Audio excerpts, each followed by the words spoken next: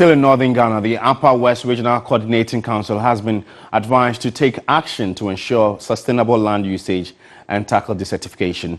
Sand mining and charcoal burning pose serious risks to environmental sustainability in the Upper West region. By 2050, it is predicted that more than 75% of the world's population will be impacted by droughts. In the Wa municipality, the farming town of Sing is well known for its sand mining and charcoal production. Here, the degree of land degradation is commonplace. Osman Abudu, a farmer in Sing, is concerned about the impact of sand mining and charcoal burning on the environment. The destruction of economically important trees like shea and dawa for the production of charcoal is another issue. A bag of shea, when you load it, will give you maybe 600.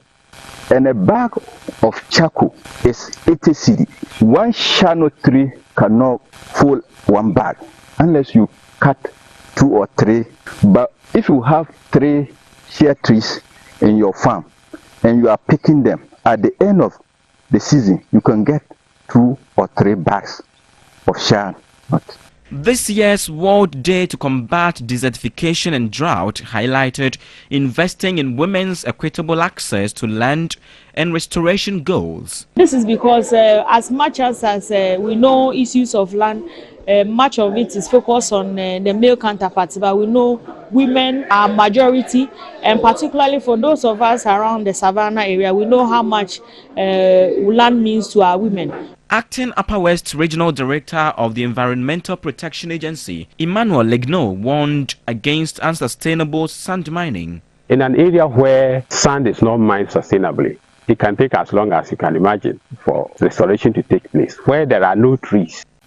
However, if you look entirely at this landscape, there is hope because they have not removed all the trees.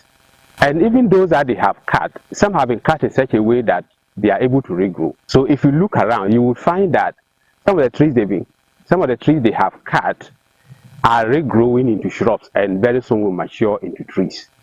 So for this particular landscape where sand has been mined, the typical impact of a sand mining activity in terms of land degradation will be a bit minimal on this landscape because there are portions of this landscape where people can still grow crops. So we can say that some portions of this landscape have been disturbed but not degraded.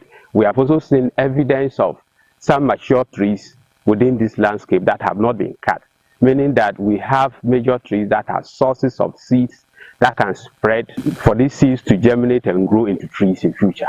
The head of the Department of Environment and Resource Studies at the University of Business and Integrated Development Studies, Dr. ABUBAKARI Yahya, noted fighting desertification and drought is a shared responsibility. I personally think that if you do more than what we have done so far, I think desertification as well as drought can be curtailed.